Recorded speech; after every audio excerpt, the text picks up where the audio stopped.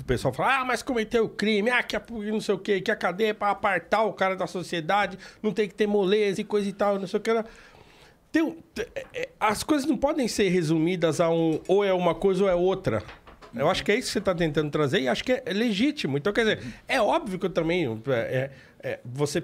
E outra, dentro da condição de cárcere, tem o cara que cometeu crimes hediondos e tal, mas também tem aquele cara que foi preso com uma merreca de droga, tem o outro que cometeu um assalto, né, e tal. Posso pegar um gancho bem rápido, irmão? Diga. Uma reflexão que você tá me falando aqui, eu fiz uma reflexão. O povo fala o seguinte, que isso, sabe, quer impor a condição de execrar a pessoa, de acabar com a pessoa.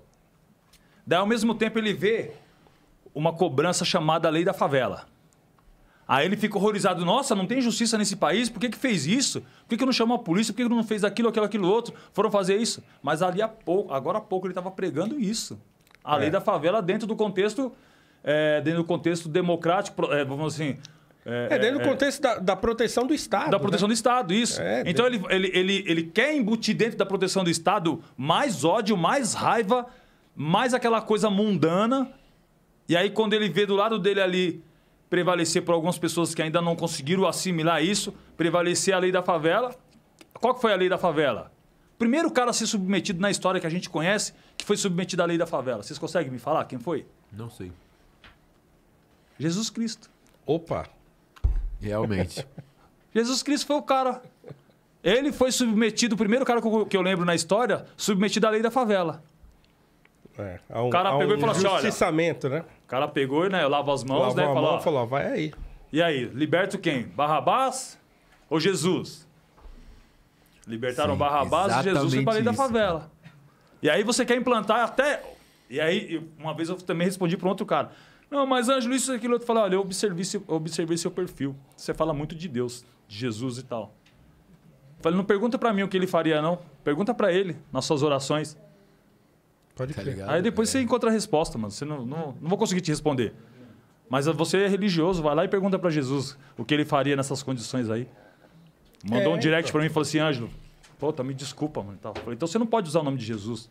Você não pode colocar essas postagens falando de Jesus, falando de Jesus, Deus vai além do seu próprio pensamento. Então não sou eu o cara pronto para te responder. É isso que eu falei. Jesus foi o primeiro cara a ser submetido à lei da favela. Sim.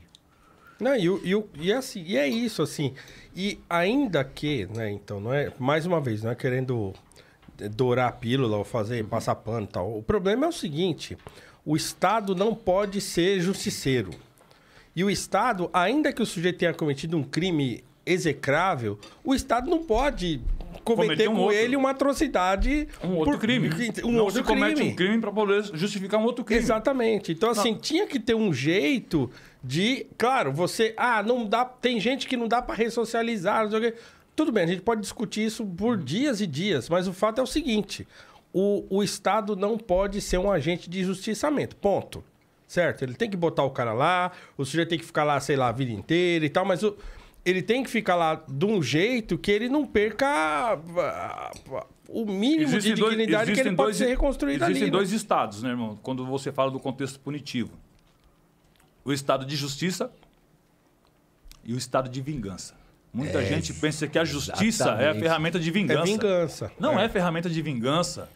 Justiça é equidade, é equilibrar as coisas, é fazer a punição conforme seguem as nossas regras, porque antes de você fazer uma punição, você tem que ver se está de acordo com a legislação que já veio de anos. Mas eu não estou contente com a legislação, não está acompanhando. Se a lei não está acompanhando, imagina o seu raciocínio está acompanhando. Total. Justiça e vingança são coisas totalmente diferentes. Pode no ser. meio desse processo, se tiver alguém que tiver com o tom de vingança, aí já desanda o processo contaminado, inteiro. você contaminado. é parcial. Você não pode ser parcial. Nós estamos vendo isso.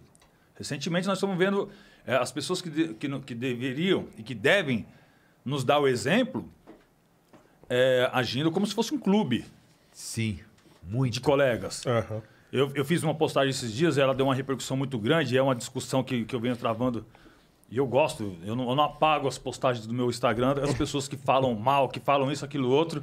Falei, eu preciso de ouvir vocês também. Eu preciso de ler sobre o que vocês pensam para me entender. Se eu só ouvir o que é positivo, tá bom, eu fico tendencioso. Começo a ser parcial. Entende, né?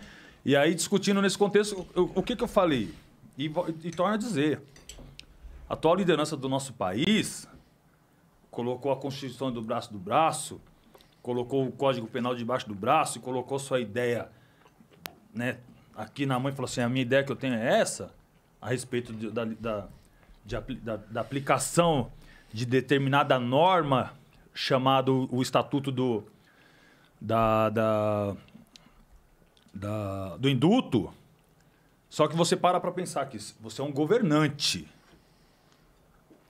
Você governa seu lar, você tem seus filhos, 5 filhos lá, você tem seus filhos. Você vai ter que aplicar a educação no seu filho proporcionalmente igual para todos. Porque se você fala, pai, mas... Aí, mas pai, você criou um questionamento dentro da sua casa, você perdeu a liderança da sua casa. Verdade. Né? E aí, o que nós temos? Nós temos diversas pessoas do país, porque você é liderado por uma pessoa, então ele lidera um país... E quando eu tomar uma decisão, eu tenho que entender que é uma decisão que tem que ser coletiva. Não pode ser ou que atinja a coletividade. Não uma decisão que seja ponto a ponto. Por quê? Porque esse episódio que aconteceu com esse cidadão que ele beneficiou, você vê constantemente acontecer com as pessoas. E pessoas que cometeram infrações iguais ou menor do que essa, que poderia ter sido beneficiado com esse mesmo dispositivo. Mas ele ele usa o dispositivo de lei e não coloca repercussão geral. Ela não é abrangente. Então o cara fica lá, está encarcerado ou passando por alguma situação e fala assim, mas espera aí, olha para o presidente e fala, seu presidente, nem uma migalha caiu daí desse pão?